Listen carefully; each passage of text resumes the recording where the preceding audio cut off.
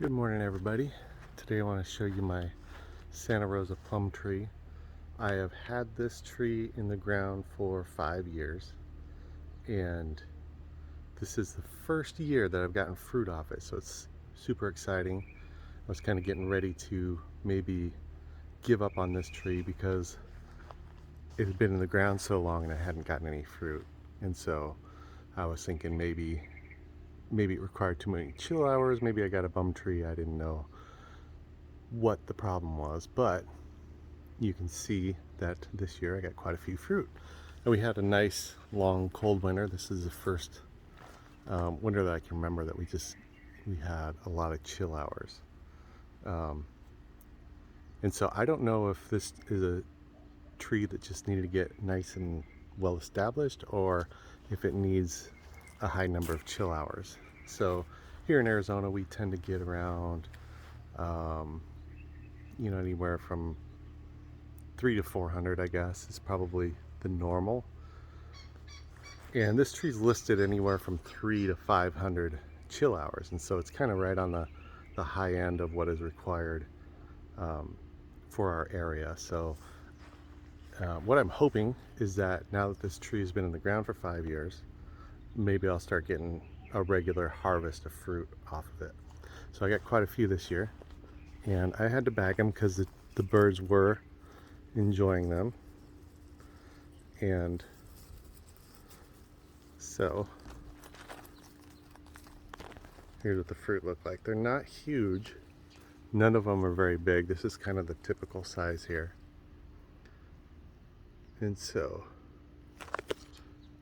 one of the things that I noticed is that this tree started fruiting around the same time as my peach tree, and my peach tree has been bare for several days now, whereas these are kind of hanging on the tree a little longer. So that's kind of a nice little feature where these plums tend to stay on the tree without going bad for a little bit longer.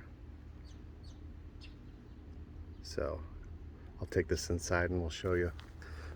But you can see the growth habit. I like the growth habit on this. It just tends to grow straight up, so it doesn't take up tons of real estate. I have it in between a couple other trees, and it doesn't try to spread its wings too much. So as far as just tree health and growth, it's done really well for me. It puts on several feet of growth every year, and it's been a very easy to grow tree. It's just fruiting has been a disappointment on it. So I'm going to take this aside. I'll show you the fruit, and I'll talk about the fruit for a minute. Okay, so here's the fruit. I have it cut open. So if you take a look here, you can see it's clingstone. So they're a little bit difficult to pit, but all you really have to do is cut it in half, twist it. This will come off, and then you can cut this in half again and twist it. Just cut it along here, and it'll come right out. It's not too bad. So you can see, not super juicy,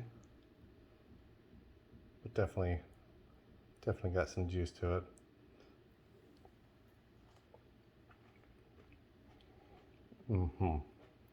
Yeah, so the taste is it's a very sweet plum with just the right amount of tang. It's still tangy, but it's just the right amount. It's so good. A very delicious fruit. Okay, just a quick wrap up. I did forget to mention that this tree is self-fertile, so you don't have to get 2 of them. It does not need to be cross-pollinated, because I only have this one. So it might be, I'm hoping that this is a tree that's going to work for me. I'm hoping that now that it's established that I get fruit off of it every year, but you'll have to stay tuned, and I will let you know as this tree continues to mature and hopefully give me more and more fruit. So anyway, thanks for watching, guys.